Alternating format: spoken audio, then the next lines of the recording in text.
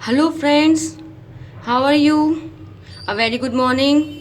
Namaste, Assalamu alaikum, Sat Sri Akal, whatever you feel connected with. I hope you all are fine. Welcome back to Junoon, the learning channel. Please watch full video, like, share, subscribe, and don't forget to press the bell icon if you really like the video.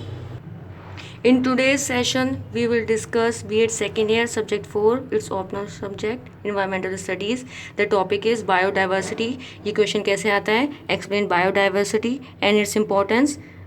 What do you mean by biodiversity? Explain its type and importance. और discuss biodiversity and its values, services, importance. आज discuss करेंगे biodiversity के meaning, types, importance और social, biological as well as ecological services जो हमें provide करी हैं biodiversity ने।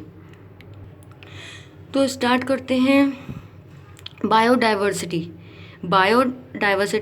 Is a combination of word including bio and diversity. Bio means life and diversity means forms, means varieties. ये term दिया गया है एडवर्ड विल्सन ने 1992 में।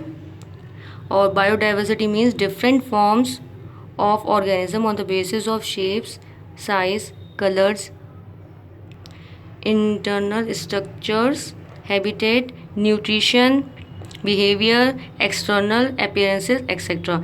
जो डाइवर्सिटीज़ डिफरेंट लोगों में पाई जा रही है, डिफरेंट कैसे डिफरेंट होते हैं वो, जैसे कि उनकी शेप अलग हो, मोटा हो, पतला हो, साइज़ अलग हो, छोटा बड़ा हो, और उनका कलर अलग हो, कोई वाइट कलर है, कोई ब्राउन कलर है। ह्यूमन बींग्स भी, गोड्स में भी देखिए अलग अलग कलर होते हैं, अलग अलग डिज़ाइन होते हैं। और डाइवर्सिटी ये भी कह सकते हैं जैसे कि काऊ के अलग अलग स्पॉट्स होते हैं, अलग अलग कलर के शेप्स में स्पॉट्स होते हैं और अलग अलग कलर्स होते हैं उनमें। सबके रहने का तरीका अलग होता है, सबके खाने पीने का तरीका अलग होता है, हैबिटेट और न्यूट्रिशन में आता है। सबके बिहेवियर अलग होते हैं, कोई ज़्यादा गुस्सा वाला होता है, कोई कम गुस्से वाला होता है। एक्सटर्नल अपीयरेंस भी सबके अलग होते हैं देखने में। कोई बताया था जैसे आपको इंटरनल भी अलग होते हैं, जैसे कि ऑर्गन से इंटरनल, तो जिसकी पेन के गोलवेडर ये अलग अलग होते हैं, इसकी गोड वगैरह के अलग होते हैं और ह्यूमन बींग से अलग होते हैं। तो कहने का मतलब यही है कि वो डाइवर्सिटी जो बहुत सारी डिफरेंसेस शो करती है। जैसे कि गोट है, गोट में भी एक तरीके का एनिमल, लेकिन उसमें वेराइटीज़ बहुत हैं, अलग अलग हैं। जैसे कि इसके कलर के बेस पे, उसके पैटर्न्स के बेस पे। ओके, तो और ह्यूमन बींग्स में देख ली, ह्यूमन बींग्स में तो बहुत ही ज़्यादा डाइवर्सिटी है, शेप में, साइज़ में, कलर में, और बिहेवियर में, हैबिटेट में, और न्यूट्रिशन में। ह्यूमन ऑर्गेनिज्म भी कुछ वेजिटेरियन होते हैं, कुछ नॉन वेजिटेरियन होते हैं। तो बायोडाइवर्सिटी का मतलब ये है कि जितनी भी लाइफ के फॉर्म्स हैं उसमें कितनी कितनी विभिन्नताएं हैं, ये एक दूसरे से कनेक्ट होते हैं, ऑल आर इंटर रिलेटेड। अब हम पढ़ेंगे levels of biodiversity, means types of biodiversity. कौन कौन से टाइप्स होते हैं? जेनेटिक डाइवर्सिटी, स्पीसीज डाइवर्सिटी और इकोसिस्टम डाइवर्सिटी। जेनेटिक डाइवर्सिटी में क्या होता है? वो डाइवर्सिटी जो जीन्स और हेरिडिटी के बेस पे अलग होते हैं। जैसे कि एग्जांपल देती हूँ, जैसे कि कॉमन लैंग्वेज में बोलते हैं कि कोई भी बच्चा है वो अपने फादर पे गया है, वो अपने मदर पे गया है, वो अपने दादा पे गया है।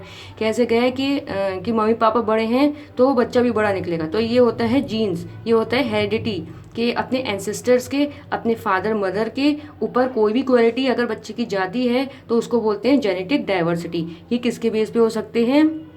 आइज़ का कलर, जैसे कि किसी के फादर की ब्राउन आइज़ हैं या मम्मी की ब्लैक हैं तो बच्चे पे कैसी होगी। ये सब जो है वैसे जेनेटिक डाइवर्सिटी क्रोमोसोम्स पे डिपेंड करती हैं। ये टॉपिक जो है बायोलॉजिकल हो जाएगा, ये इन्वायरमेंटल का है, इसलिए ज़्यादा डिस्कस नहीं करना चाहिए। मैं आपको शॉर्ट में बताना चाहूँ, क्रोमोसोम्स होते हैं XX एंड XY, गर्ल्स के और बॉयज़ के, उस पर डिपेंड करती है पूरी ये genetic diversity.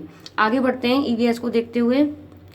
Species diversity, species diversity क्या होती है कि जो डाइवर्सिटी, स्पेसीज डाइवर्सिटी में ये होती है कि जो कोई भी ऑर्गेनिज्म जो है लोकेलिटी और कम्युनिटी के अकॉर्डिंग, किसी रीजन के अकॉर्डिंग जो है डाइवर्स हो, मीन्स डिफरेंट हो। जैसे कि अफ्रीका में जो लोग रहते हैं वो ब्लैक कलर होता है उनका फेस का और मीन्स बॉडी का, स्किन कलर। और जो north America, south America, European countries और ऑस्ट्रेलियन कंट्रीज़, इनमें जो है कलर, इनके स्किन कलर लाइट होते हैं। क्यों होते हैं ऐसा, सोचा कभी आपने? ये होता इसलिए है कि सन की डायरेक्ट रेज अफ्रीका पे पड़ती हैं। अफ्रीका में topic of cancer, equator, topic of Capricorn, तीनों पासिस करता है वो अफ्रीका। तो उस पर इक्वेटर पे सबसे ज़्यादा, इक्वेटर के आसपास जो भी रीजन्स होते हैं उसमें सबसे ज़्यादा यूवी रे सन की जाती हैं। तो ये ट्रॉपिकल रीजन बहुत ज़्यादा है अफ्रीका में, इसलिए इनका कलर डार्क होता है। और in comparison to South America, North America, ये टेम्परेट रीजन में आते हैं। टेम्परेट रीजन वो होता है जो ट्रॉपिक ऑफ कैप्रिकॉन या ट्रॉपिक ऑफ कैंसर से लेके नॉर्थ की तरफ हो और ट्रॉपिक ऑफ कैप्रिकॉन से लेके साउथ की तरफ हो। ये जोग्राफिकल टॉपिक बन जाएगा। अगर और डिस्कशन करेंगे तो मीन्स है कि यूवी रेज जहाँ ज़्यादा आती हैं, जो रीजन्स इक्वेटर के पास हैं उनका कलर ब्लैक होता है। कहने का मतलब यही है कि लोकेशन, रीजन, कम्युनिटी, लोकेलिटी की वजह से जो डिफरेंस आता है उसको स्पीसीज डाइवर्सिटी कहते हैं। Next is ecosystem diversity, it is also called ecosystem biosystem. Ecosystem diversity में क्या होता है कि इकोसिस्टम जो हमारा फूड चेन बनती आ रही है, तो ये बहुत अलग तरीके की साइकिल होती है कि कोई ऑर्गेनिज्म कुछ खाते हैं, कोई ऑर्गेनिज्म कुछ खाते हैं। सब ऑर्गेनिज्म का फूड अलग है, सब ऑर्गेनिज्म का न्यूट्रिएंट अलग है, सब ऑर्गेनिज्म की जो है अलग अलग ट्रांसफ़र ऑफ एनर्जी करते हैं। तो ये डाइवर्सिटी कहलाएगी, इकोसिस्टम डाइवर्सिटी। और अब हम डिस्कस इन्हें करते हैं इकोसिस्टम के इकोसिस्टम डाइवर्सिटी के टाइप्स। इसके 3 टाइप्स होते हैं। It includes alpha diversity, beta diversity और गामा डाइवर्सिटी। ये 3 वर्ड्स दिए हैं विटेकर इन 1972 ने। अल्फा डाइवर्सिटी में क्या होता है, जो पर्टिकुलर एरिया की होती है। ये देखिए, ये इकोसिस्टम है, इसमें पर्टिकुलर एरिया की बात हो रही है। अगर कि ट्रीज ऐसे ऐसे ऐसे ट्रीज हैं तो ये होता है अल्फा डाइवर्सिटी। और बीटा डाइवर्सिटी में क्या होता है, यहाँ पे स्क्रीनशॉट ले सकते हैं टाइप्स के बारे में। और बीटा डाइवर्सिटी में क्या होता है कि कंपैरिजन होता है 2 इकोसिस्टम के बारे में। और गामा डाइवर्सिटी के बारे में क्या होता है, जब पूरे की बात की जाती है सारे इकोसिस्टम के बारे में, बहुत सारे इकोसिस्टम के बारे में, तो वो कहलाती है gamma diversity. I hope you understand this session. Now we will discuss importance और वैल्यूज़ और सर्विसेज प्रोवाइडेड बाय बायोडाइवर्सिटी। तो ये थ्री बेसिस पे डिवाइड होंगे, इकोसिस्टम या फिर इकोलॉजिकल सर्विसेज, बायोलॉजिकल सर्विसेज और सोशल सर्विसेज। मींस ये सर्विसेज जो है बायोडाइवर्सिटी हमें देती है। तो इकोसिस्टम सर्विसेज में क्या देती है हमें, इकोसिस्टम स्टेबिलिटी, इकोसिस्टम का स्टेबल कैसे होता है कि एक दूसरे को सब खाते हैं, जैसे कि तो हमारी ये साइकिल पूरी चलती रहती है, एक दूसरे पर डिपेंड होते हैं, इससे इकोसिस्टम हमारा चलता रहता है। अगर प्लांट्स नहीं होंगे तो हमारी साइकिल जो है डिस्टर्ब हो जाएगी। प्लांट्स अगर कम हो जाएंगे तो हर्बीवोरस क्या खाएंगे, रैबिट क्या खाएंगे और डियर क्या खाएंगे। फिर उनको अगर खाना नहीं मिलेगा तो फिर वो नहीं रह पाएंगे, वो नहीं रह पाएंगे। तो फिर उनके जो ऊपर जो हैं फूड चेन में आपने पढ़ा होगा, मेरी एक और वीडियो भी है फूड चेन की, उनके ऊपर जो जैसे कि हैं फॉक्स हैं, लॉइन हैं, ये सब जो कार्निवोरस और ओमनिवोरस जो कार्निवोरस जो एनिमल्स हैं, फिर वो क्या खाएंगे। तो सब एक दूसरे पे डिपेंड हैं। इस बायो अगर सभी लोग सिर्फ प्लांट्स ही खाते तो फिर प्लांट्स तो ख़त्म हो गए होते, इसलिए सब एक दूसरे को खाने वाले हैं। उम्मीद है समझ आया होगा आपको।